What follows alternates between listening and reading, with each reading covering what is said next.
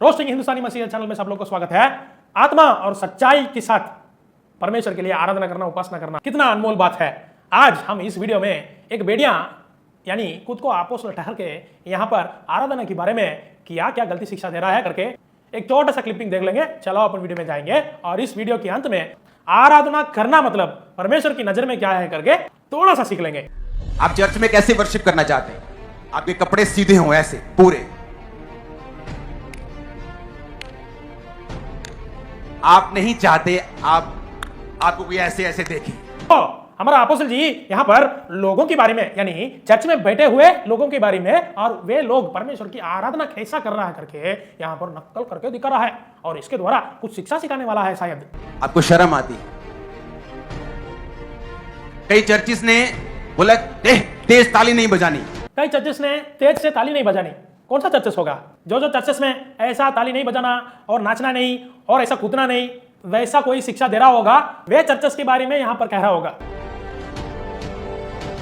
लेकिन real worship ये है कि जब आप रियल वचन कहता है, हलाल का मतलब है इब्रानी भाषा में का ये शब्द है। ओहो, रियल वर्शिप यानी सच्चाई आराधना के बारे में बोल रहा है और इब्रानी भाषा को भी ले आ रहा है तो मजेदार होगा।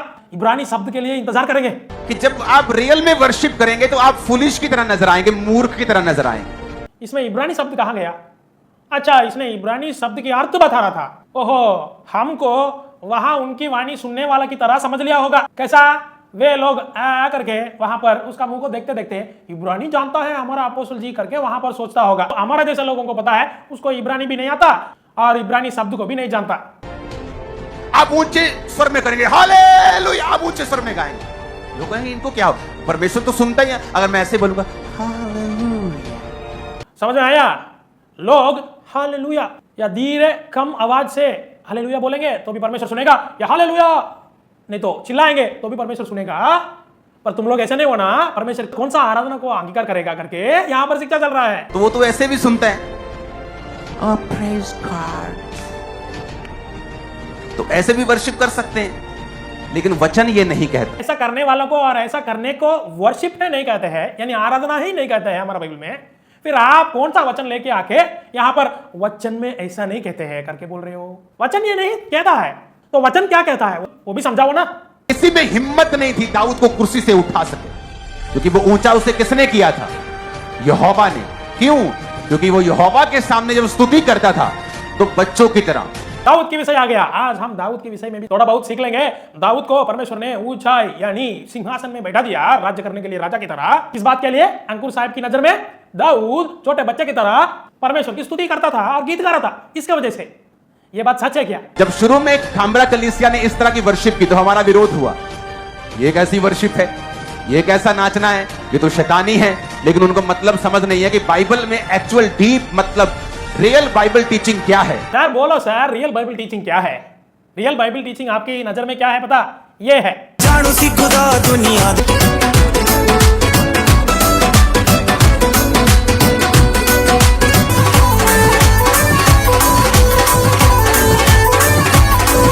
देखा ना, यही रियल टीचिंग है। और ऐसा वाला अभिषेक पाने के लिए हम इन बेड़िया लोगों की वेश को खुला करने के लिए एक वीडियो डाला, उसको भी देख के आइए। तो दाऊद की कर्मों को यानी कामों को देख के परमेश्वर उसको पसंद करके राजा बनाया क्या? तो अनुग्रह का मतलब क्या है? अनुग्रह टीवी चैनल करके नाम रख दिया। अनुग्रह का मतलब नहीं पता है क्या?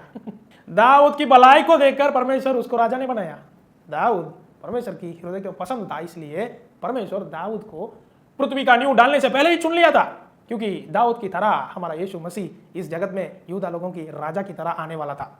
यही है बाइबल का डीप यानी गहराई बात। सब कुछ हम मसीह की नजर में देखना चाहिए। नाचना गलत है क्या?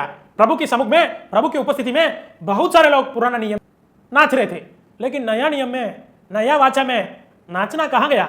यीशु मसीह ने काना जगह पे जहां पर उसका पहला चमत्कार हुई थी, वहां पर उस विवाह में नाचा था क्या? नहीं तो चेले लोग यीशु मसीह जी उठने के बाद सब प्रभु का पवित्र आत्मा उनके ऊपर उंडलने के बाद नाच रहे थे क्या? नहीं तो दमस्क रास्ता में साउल परमेश्वर की दर्शन पाने के बाद, अननियास के हाथों से बपतिस्मा लेने के बाद सीधा यरूशलेम में जाके नाचा था क्या? नहीं तो कलीसिया में हर एक चिट्ठियों को लिखने पर प्रेरित लोग ने, भविष्यवक्ता लोगों ने, तुम लोग 15 मिनट नहीं तो 20 मिनट खड़े होकर नाचना पड़ेगा करके लिख के उपदेश की तरह दिया है क्या? आप लोग की नजर में संसार की तरह नाचना परमेश्वर की नजर में बहुत बड़ा आराधना समझ रहे हो। प्रभु का वचन कहता है पुराने नियम में नाचना मतलब क्या है, दाऊद राजा की जीवन के विषय से ही हम सीख लेंगे, फिर नया नियम में आएंगे। जब दाऊद राजा ने यरूशलेम को कब्जा में लेके आ गया, दूसरा सामुएल 6 अध्याय में, उसमें से हम देख सकते हैं जब परमेश्वर का वाचा की संदूक को ले आ रहे थे यरूशलेम में, तब उस संदूक के सामने और उस जगह पे दाऊद ने एफोद को पहनकर वहां पर तन मन से नाचते हुए और कूदते हुए परमेश्वर की नजर में अच्छा काम कर रहा था। उसको देखकर उसकी पत्नी यानी शाऊल की बेटी मिखल क्या कह रही थी, दूसरा सामुएल 6 अध्याय का 20वीं कलम से पढ़ लूंगा। तब दाऊद अपने घराने को आशीर्वाद देने के लिए लौटा और शाऊल की बेटी मिकल दाऊद से मिलने को निकली और कहने लगी, आज इस्राएल का राजा जब अपना शरीर अपने कर्मचारियों की लेडियों के सामने ऐसा उगाड़े हुए था जैसा कोई निकम्मा अपना तन उगाड़े रहता है, तब क्या ही प्रतापी देखा पड़ता था। इतना सोच लिया, पर दाऊद ने वहां पर क्या उत्तर दिया बता। दाऊद ने मिकल से कहा, यहोवा जिसने तेरे पिता और उसके समस्त घराने के अंति मुझको चुनकर अपनी प्रजा इस्राएल का प्रधान होने को ठहरा दिया है, उसके सम्मुख मैंने ऐसा खेला और मैं यहोवा की सम्मुख इसी प्रकार खेला करूंगा और इससे भी मैं अधिक तुच्छ बनूंगा और अपने लेके नीच ठहरूंगा और जिन लेडियों की तूने चर्चा की वे भी मेरा आदरमान करेगी। यही है दाऊद का मन जब वो नाच रहा था प्रभु के सामने, जब वो तन मन से नाच रहा था और गुत रहा था, उसके मन में वो जानता था कि प्रभु के सामने वो नीच है। वो इतना उसको नम्र बनाता है। नाचना नाचना नाचना प्रभु के सम्मुख में आराधना नहीं। नाचते नाचते नाचते प्रभु के सामने हम आराधना करके प्रभु को खुशी नहीं कर सकते। सबसे नाचने वाला यहां कह रहा है प्रभु के सामने मैं तुच्छ बनूंगा और प्रभु के सामने और नीच ठहरूंगा करके कह रहा है। आप लोगों को समझ में नहीं आया ना?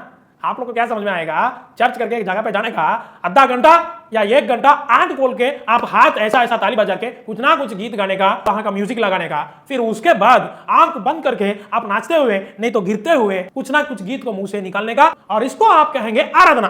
कहां है ऐसा वाला आराधना बाइबल में? और इसको बाइबल आराधना कहता है क्या? नाचा तो सही है दाऊद, लेकिन दाऊद का मन में वो परमेश्वर के सामने कैसा था? नीच बन रहा था, तुच्छ बन रहा था। या उसका मतलब क्या है? नम्र बनने का। तो आराधना में क्या जरूरी है? नाचना जरूरी है क्या? मैं आपको बताना चाहता हूं, आराधना मतलब 6000 साल का विषय है, उसको हम 6 मिनट वीडियो में बोल नहीं सकते। इसलिए आज से आराधना मतलब क्या है करके हम अच्छी तरह से जान लेंगे। लेकिन एक बात को बोलना चाहता हूं, पुराना नियम में आराधना मतलब लोग परमेश्वर के लिए दान यानी बलिदान चढ़ाते हैं, उसको ही आराधना की तरह प्रभु परमेश्वर ने पुराना नियम और पुराना वाचा में सिखाया। इसीलिए जब हम काइन आबेल से देखेंगे और मलाकी पुस्तक तक पढ़ लेंगे तो वहां पर बहुत सारे बलियों के बारे में प्रभु ने बात करता था, और विशेष करके लेवी व्यवस्था करके एक बहुत अच्छा पुस्तक को लिखकर उसमें कैसा आराधना करना करके सिखाया था। लेकिन प्रभु की मन, प्रभु की हृदय ऐसा वाला बलिदान चढ़ाने के ऊपर भी पसंद नहीं हुआ। उदाहरण के लिए इसी दाऊद राजा बलिदान चढ़ाने में प्रभु पसंद होता या नहीं होता करके कैसा लिखा पढ़ लेंगे। भजन संहिता 40 अध्याय उसका 6वां कलम, मेल बलि और अन्न बलि से तू प्रसन्न नहीं होता, तूने मेरे कान खोद कर खोले है, होम बलि और पाप बलि तूने नहीं चाहा। प्रभु ने होम बलि पाप बलि ऐसा वाला आराधना में पुराना नियम में भी प्रसन्न नहीं हुआ और वो नहीं चाहता था। यशायाह नबी भी इसी विषय में क्या कह रहा था? यशायाह 1 अध्याय का 11वीं पद, यहोवा यह कहता है, तुम्हारे बहुत से मेल बलि मेरे किसी काम के है, मैं तो भेड़ों के होमबलियों से और पाले हुए पशुओं की चर्बी से लगा गया हूं। ये सब परमेश्वर की पसंद नहीं कर सकते। परमेश्वर ऐसा वाला बलिदान में पसंद नहीं करता है करके पुराने नियम में लिखा है। मगर परमेश्वर किस बात से प्रसन्न होता है और किस बात को चाहता है पढ़ लेंगे हम मीका भविष्यद्वक्ता की पुस्तक 6वां अध्याय का 6वीं कलम से। मैं क्या लेकर यहोवा के सम्मुख आऊं और ऊपर रहने वाला परमेश्वर के सामने झुकूं? क्या मैं होमबलि के लिए 1-1 वर्ष के बछड़े लेकर उसके सम्मुख आऊं? क्या यहोवा हजारों भेड़ों से व तेल की लाखों नदियों से प्रसन्न होगा? क्या मैं अपने अपराध के प्रायश्चित में अपने पहलौटा को व अपने पाप के बदले में अपने जन्माए हुए किसी को दूं? ये सब परमेश्वर को पसंद नहीं। ऐसा मैं ले आऊं, ऐसा मैं करूं करके कह रहा है यहां पर भक्त। पर कौन सी बात में वो प्रसन्न होता है पता? 8वें वचन पढ़ लेंगे। हे मनुष्य, वह तुझे बता चुका है कि अच्छा क्या है, और यहोवा तुझसे इसे छोड़ और क्या चाहता है कि तू न्याय से काम करे और कृपा से प्रीति रखे और अपने परमेश्वर के साथ नम्रता से चले। यही है परमेश्वर को पसंद है, यही है परमेश्वर की पसंद हुआ आराधना है, जिसमें हम नम्र बनना चाहिए और नम्रता दिखाना चाहिए। बाइबल में एक जगह में भी नया वाचा ऐसा नाचने के बारे में नहीं कहा और चिल्लाने के भी नहीं कहा और ताली बजाने के भी नहीं कहा। तो नाचना गलत है क्या? ताली बजाना गलत है क्या? नहीं, पर उसका उद्देश्य क्या है वो समझ के बिना नाचेंगे या ताली बजाएंगे या चिल्लाएंगे तो गलत है। तो मेरा प्रिय भाई और बहनों, इस वीडियो में ऐसा अंत कर रहा हूं कि ऐसा वाला भेड़िया लोग आराधना का मतलब क्या है नहीं समझेंगे और लोगों को भी नहीं समझाएंगे। लेकिन बाइबल साफ रीति से बताता है कि पुराना नियम में जो होम बलि या मेल बलि ये सबसे परमेश्वर को आराधना करते थे लोग, पर वे लोगों के मन में नीच बनने का या तुच्छ ठहरने का या नम्र बनने का इच्छा भी नहीं और आशा भी नहीं। और आने वाला वीडियो में आराधना मतलब क्या है, नया नियम में आराधना कैसा करना है, उसको अच्छी तरह से समझ लेंगे। ऐसा वाला भेड़ियाओं से बचते रहो और परमेश्वर की पसंद हुआ आराधना करते रहो। बाय।